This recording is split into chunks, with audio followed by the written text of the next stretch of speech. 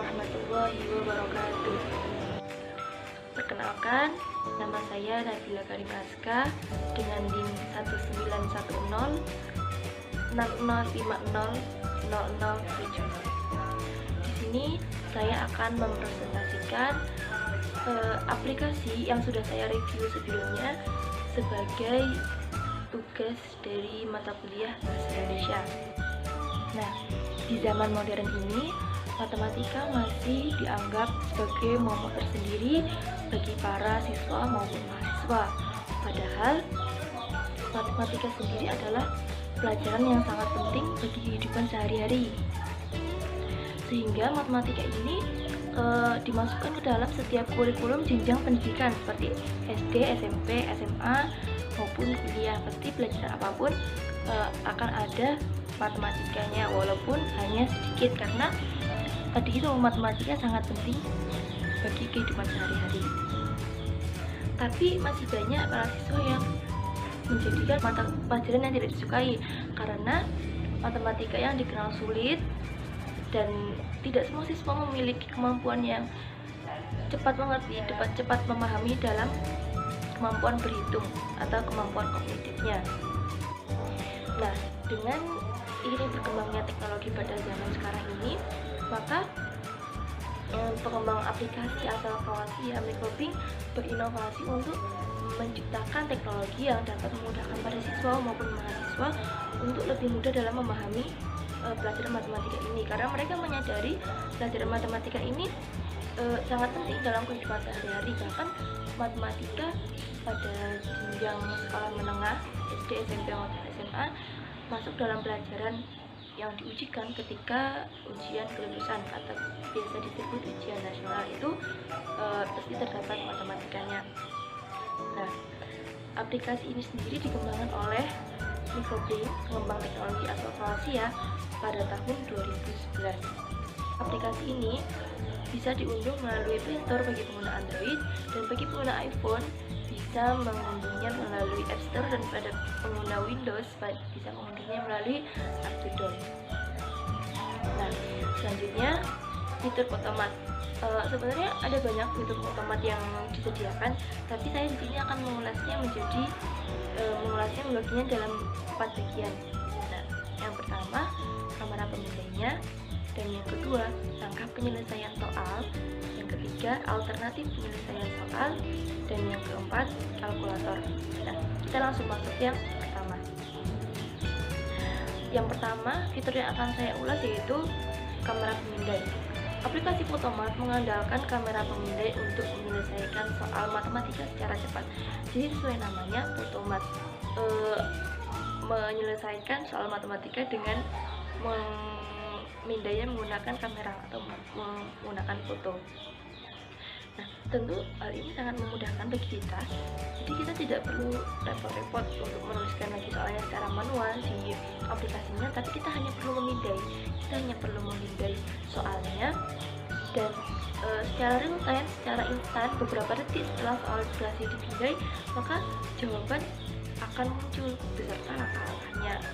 Nah, kesalahan yang sering terjadi adalah pengguna tidak memindai secara tepat, sehingga hasil yang akan ditampilkan tidak akurat. Setelah itu ada angka lain yang dari soal lain yang masuk ke kamera pemindai soal tadi. Lalu ada, nah itu nanti akan menghasilkan jawaban yang tidak akurat. Jawaban contoh pemindaian soal yang tepat itu seperti saya contohkan di samping ini. Pemindaian soal harus dipindai secara utuh dan lengkap dan beserta instruksinya. Jadi kalau misalnya soal itu harus disederhanakan atau dikali atau dibagi, itu juga harus diikutkan instruksinya.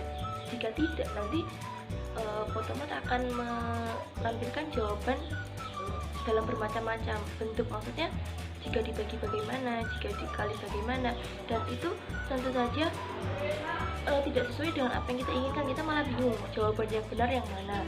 Makanya kita harus menilai soal secara tepat dan rinci beserta instruksinya. Nah, selanjutnya, fitur yang kedua adalah langkah penyelesaian soal. Langkah penyelesaian soal yang ditampilkan itu rinci, dijelaskan langkah per langkah, dan hasilnya akan muncul sesaat setelah soal berhasil dipindai. Jadi, langkah penyelesaian soal yang bisa kita lihat seperti gambar di samping ini, itu setelah kita selesai memindai soal beberapa detik, maka akan diproses selama beberapa detik, lalu akan ditampilkan jawabannya. Tapi ini belum termasuk langkah penyelesaian soalnya. Kalau kita mau belajar lebih memahami soal itu, kita bisa mengklik ini, tampilkan langkah penyelesaian. Nah, itu nanti kalau diklik langsung bisa menampilkan langkah penyelesaian soalnya dari awal hingga akhir, dan langkah penyelesaiannya pun ditampilkan secara lengkap dan rinci langkah per langkah. Selanjutnya, fitur yang ketiga akan saya bahas adalah alternatif penyelesaian soal. Langkah penyelesaian soal yang tadi, yang pertama ditampilkan itu langkah menggunakan rumus dasar matematika, dan alternatif ini bisa digunakan untuk mengerjakan soal lebih cepat dan lebih mudah dipahami. Selain tadi menampilkan langkah penyelesaian yang rinci dan lengkap, nah Photomath ini juga bisa menampilkan alternatif penyelesaian soal. Maksudnya alternatif bagaimana? Alternatif itu bisa menyelesaikan soal cara cepat, atau bisa kita lebih mudah menyebutnya cara cepat. Nah, cara cepatnya bisa ditampilkan. Tetapi biasanya cara cepat ini hanya bisa digunakan pada soal bertipe seperti itu.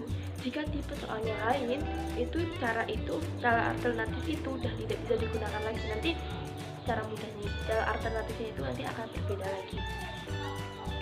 Nah, selanjutnya fitur yang keempat adalah kalkulator. Kalkulator disediakan untuk mengantisipasi soal yang tidak bisa dipindai dengan lengkap. Nah, seperti yang sudah saya singgung sedikit tadi di awal, keterbatasan memindai soal dengan kamera pemindai adalah jika soalnya terlalu panjang, maka tidak muat di kamera, dan tidak muat di kamera, maka bagaimana cara menyelesaikannya? Yaitu Photomath menyediakan kalkulator. Kalkulator ini bertujuan untuk melengkapi kekurangan yang ada pada Photomath. Misalnya tadi itu tidak bisa memilih soal secara lengkap, kita bisa menuliskan soalnya secara manual dengan kita tulis di aplikasi ini. Dan kalkulator ini berbeda dengan kalkulator bawaan dari ponsel masing-masing biasanya, karena di sini bisa kita lihat sudah ada bentuk derivatifnya, eksponensialnya, fungsinya, terus ada simbol infinity tidak tertinggal, dan lain. Pokoknya simbolnya itu tuh simbol matematikanya sudah lengkap. Lagi pula Photomath ini tidak bisa memindai soal matematika yang ditulis tangan. Jadi dia hanya bisa memindai soal matematika yang dicetak di buku paket gitu, di buku paket. Jadi kalau misalnya soalnya ditulis tangan, menggunakan tulis tangan itu tidak bisa memindai. Nah, itu salah satu solusinya, bisa menuliskan soalnya di kalkulator ini, kalkulator yang sudah disediakan. Jadi kita tidak perlu khawatir kalau misalnya soalnya tidak bisa dipindai. Dan sekarang saya akan membahas tentang kelebihan dari aplikasi Photomath itu sendiri. Kelebihan yang saya tampilkan di sini ada 3, yaitu yang pertama, pemindaian soal yang dapat dilakukan dengan mudah menggunakan kamera pemindai. Pemindaian soal menggunakan kamera pemindai jelas akan menguntungkan kita. Jadi kita tidak perlu repot-repot tadi itu menuliskan soalnya gitu. Kalau misalnya itu kita hanya perlu memindai soalnya, tapi harus memindainya secara tepat, akan tidak jawaban yang ditampilkan juga akan akurat. Nah, terus yang kedua, sistem bekerja secara real time. Maksudnya real time di sini adalah sistem bekerja secara cepat. Jadi setelah soal tadi dipindai dengan kamera, beberapa detik setelah itu Photomath akan memprosesnya dan akan langsung ditampilkan, dan itu terjadi sangat cepat gitu. Dan yang ketiga, betul kalkulator yang menyediakan secara lengkap simbol matematika. Kalkulator yang disediakan oleh Photomath menyediakan simbol yang lengkap, simbol matematika yang lengkap. Hal itu tentu saja menguntungkan kita. Selanjutnya saya akan membahas tentang kekurangan Photomath itu sendiri. Kekurangan dari Photomath adalah pemindaian soal harus cermat dan teliti, jika tidak hasilnya akan akurat. Terkadang pemindaian soal ini cukup sulit. Cukup sulit karena soal harus benar-benar dipindai secara tepat. Tidak boleh ada angka dari soal lain yang masuk ke kamera pemindai, dan instruksinya juga harus ikut gitu. Makanya terkadang agak sulit. Dan Photomath hanya bisa menilai soal pada buku yang dicetak, tidak bisa ditulis tangan. Tapi ini bisa diantisipasi dengan kita menuliskannya langsung di kalkulatornya tadi itu. Selanjutnya penilaian aplikasi. Pada pengguna Android atau pada Play Store, pengguna Android memberikan rating aplikasi ini 4,6 dan respondennya lebih dari 1 juta responden. Berarti aplikasinya cukup terkenal sebenarnya. Yang kedua, pada pengguna iPhone memberikan rating 4,8 dan memperoleh responden 3.440. Ya, cukup banyak. Dan pada Windows memperoleh rating 4,6 dan responden sebanyak 22. Nah, bisa kita lihat secara keseluruhan ini, jika pada rata-rata aplikasi ini dinilai pengguna sudah cukup baik dalam penjalanan aplikasinya. Tapi terkadang masih ada beberapa kekurangan ya, karena aplikasi semua aplikasi tidak ada yang sempurna. Nah, ini referensi yang saya gunakan untuk menulis review aplikasi di atas. Terima kasih atas perhatiannya pada presentasi saya kali ini. Kurang lebihnya mohon maaf. Wassalamualaikum warahmatullahi wabarakatuh.